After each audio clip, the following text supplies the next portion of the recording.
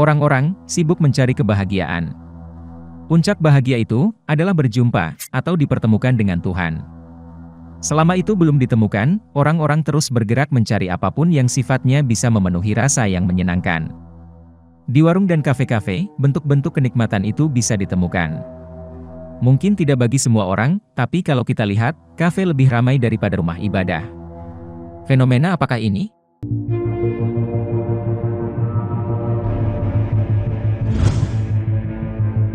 Kita tidak bisa menyalahkan warkop atau kafe. Setiap orang berhak membuka warkop, juga halal hukumnya bagi siapapun untuk duduk di warkop. Yang jadi pertanyaan, kenapa masjid atau rumah ibadah lain tidak seramai warkop? Ada masalah apa dengan masjid, sehingga orang ramai hijrah ke sensasi kopi, daripada rebah sujud di altar suci? Sepertinya, ini adalah waktu yang tepat untuk introspeksi, mengapa ada masjid yang sepi, dibandingkan warung kopi. Jadi, bukan sekedar berdakwah mengajak orang ke masjid, tapi juga menemukan akar masalah, kenapa masjid bisa sunyi. Sehingga, kita tidak sekedar menyalahkan orang yang malas ke masjid, tapi juga menemukan sebab, kenapa atraksi sebuah masjid mampu dikalahkan oleh banyak kafe. Mengapa orang-orang pada hijrah ke warung kopi? Pertama, sepertinya, jangan-jangan masjid sudah kita isi dengan neraka. Maksudnya, penuh dengan cerita-cerita neraka, cerita-cerita bid'ah dan dosa, cerita-cerita azab dan siksa. Padahal, kita disuruh hijrah dari neraka ke surga. Tapi, kalau di masjid sering dibuka pintu neraka, segan juga kita ke masjid. Di kafe, orang-orang dijamu bar raja.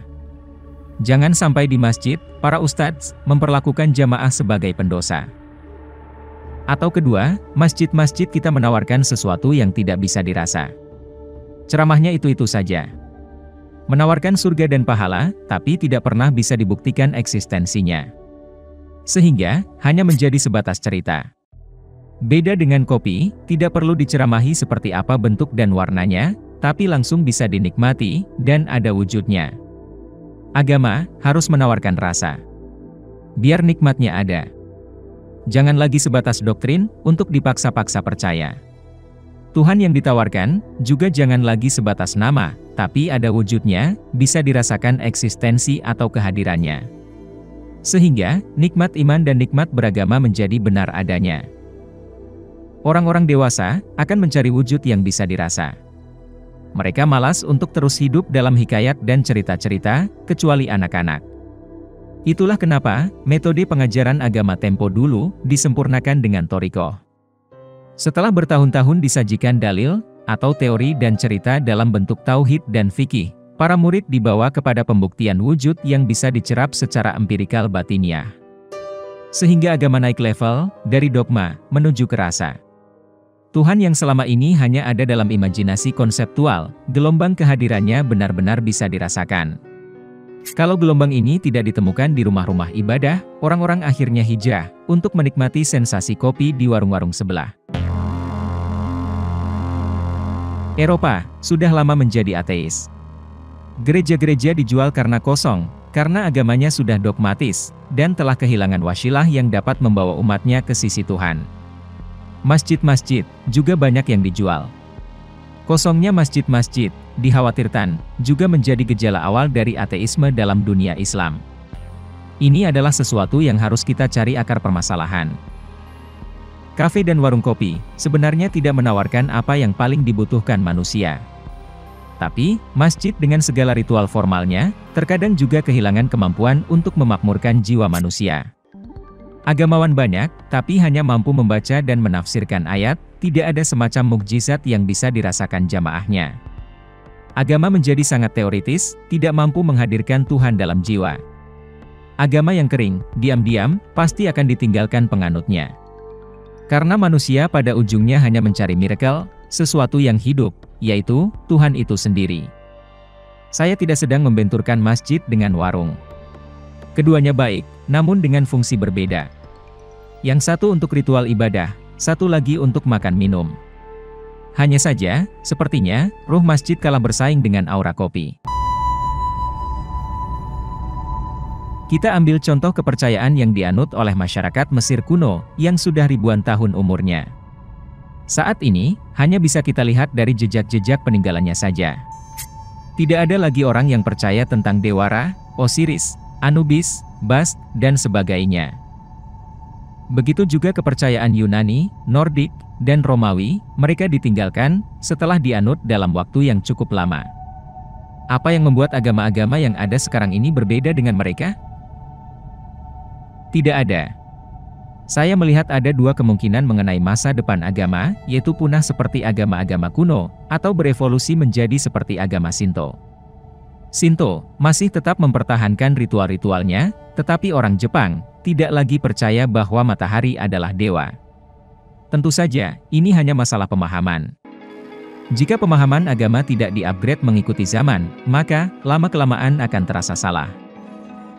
Ditambah lagi, penafsiran-penafsiran yang sudah ada, dianggap sebagai kebenaran yang mutakhir, yang tidak bisa dirubah oleh fakta. Agama yang radikal, menimbulkan dogma-dogma teror kekerasan, dan mitos-mitos pembodohan akal sehat, agar umat manusia mundur hidup dalam era dulu yang suram kelam penuh konflik.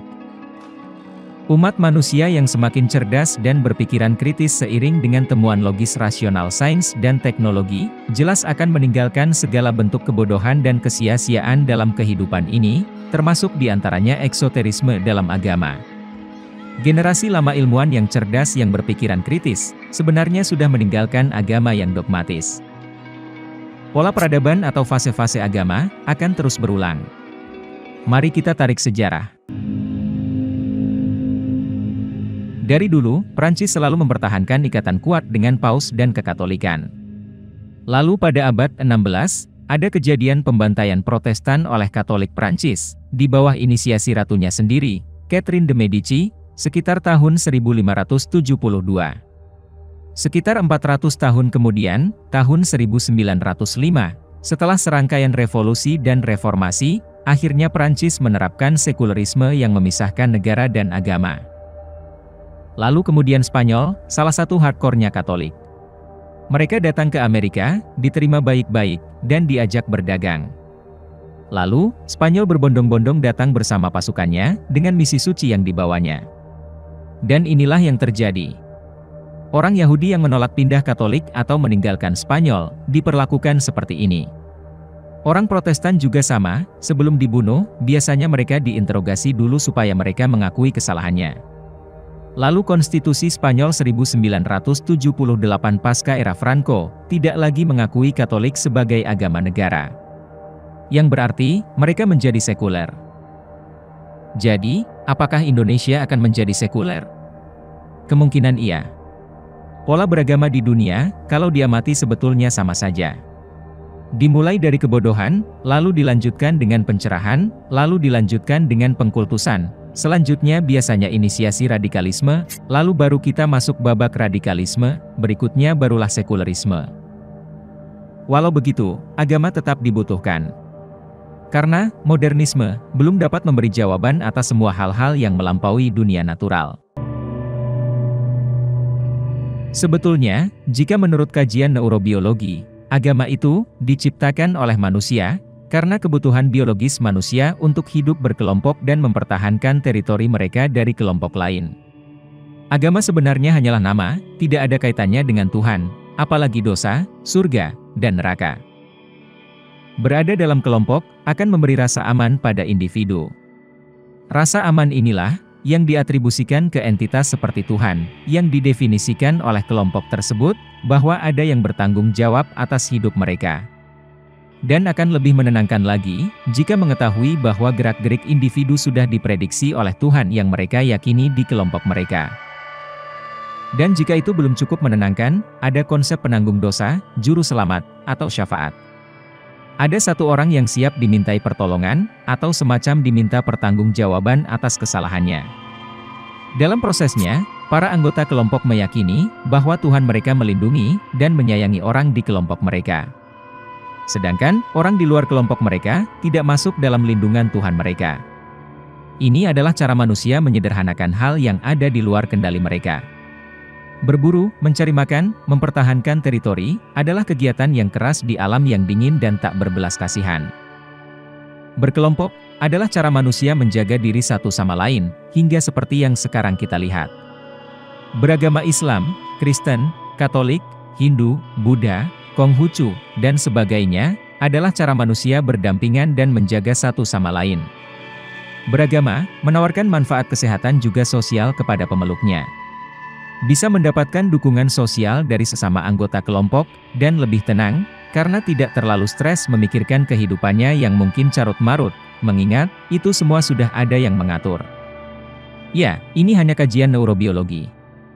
Kalau tidak seperti itu kenyataannya, ya tidak usah marah.